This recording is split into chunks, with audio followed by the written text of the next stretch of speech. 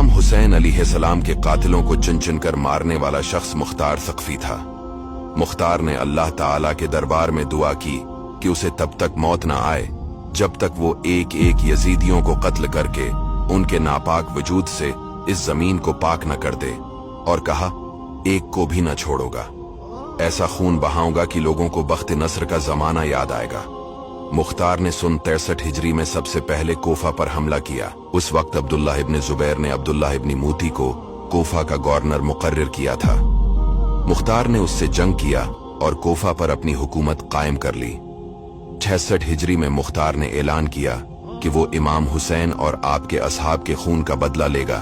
अमीर मुख्तार सक़फ़ी ने अपने दरबार में एक शख्स को मुकर्रर किया था जिसने उन लोगों की एक लिस्ट बनाई जो मैदान करबला में यजीदी लश्कर में शामिल थे और जिन्होंने इमाम आली मकाम रदियल्लाहु ताला अन्हु के काफिले पर हमला किया था। इस फहरिस्त में जितने लोग शामिल थे, मुख्तार ने उन तमाम लोगों को तलाश करवाया और उन्हें कत्ल करना शुरू किया। इब्न जियाद यजीद की तरफ से कोफा का गवर्नर मुकर्रर किया गया था। इसी बदनिहात के हुक्म से हजरत इमाम और आपके अहली बीत रदियल्लाहु ताला अन्हुम को ये तमाम इज़ाएं पहुंचाई गए। यही इब्न जियाद मूसल में 30,000 फौज के साथ उतरा। मुख्तार ने इब्राहिम बिन मालिक इश्तर को इसके मुकाबले के लिए एक फौज को लेकर भेजा। मूसल से 15 कोस के फासला पर दरियाए फिरात के किनारे दोनों लश्करों में मुकाबला हुआ और सुबह से शाम तक खूब जंग हुई।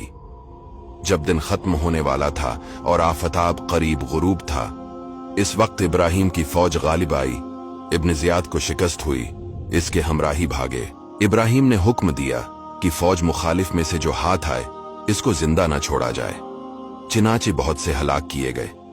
इसी हंगामे में इब्न जियाद भी फुरात के किनारे मुहर्रम की 10वें तारीख 66 हिजरी में मारा गया और इसका सर काटकर इब्राहिम के पास भेजा गया। इब्राहिम ने मुख्तार के पास कोफा भिजवाया।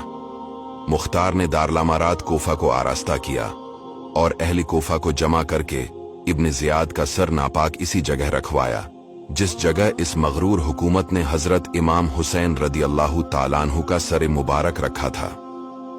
मुख्तार ने अहली कोफा को खिताब करके कहा कि ए अहली कोफा, देख लो कि हजरत इमाम हुसैन रदियल्लाहु ताला अन्हु के खून नाहिक ने इब्न जियाद को न छोड़ा। आज इस नामराद का सिर इस जिल्लत और रसवाई के साथ यहाँ रखा हुआ है। 6 साल हुए है, वही तारीख वही जगह है। खुदा ने इस मगरूर फिरौन खिसाल को ऐसी जिल्लत और रसवाई के साथ हलाक किया।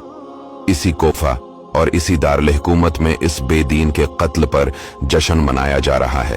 तिरमिज़ी की हदीस शरीफ में है कि जिस वक्त इब्न जियाद और इसके सरदारों के सर मुख्तार के सामने लाकर रखे गए तो एक बड़ा सांप नमूदार हुआ।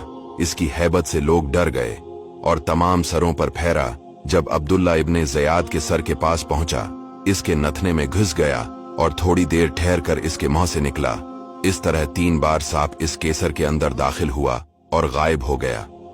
इब्न जियाद शिमर इब्न साद, कैस इब्न इशात, खुली इब्न यजीद, सिनान बिन अंस, अब्दुल्लाह बिन कायस, यजीद बिन मालिक और बाकी तमाम इश्किया जो हजरत इमाम रदियल्लाहु ताला अन्हु के कत्ल में शरीक थे, तरह तरह की उकूबत से कत्ल किए गए और इनकी लाशें घोड़ों की टांगों से पामाल कराई गईं। हदीस शरीफ में अल्लाह ताला की तरफ से ये वादा है कि खून हजरत इमाम अलैहिस्सलाम के बदले 70,000 शकी मारे जाएंगे। कत्ल हुसैन असल में मर्गी यजीद है। इस्लाम जिंदा होता है हर करबला के बाद।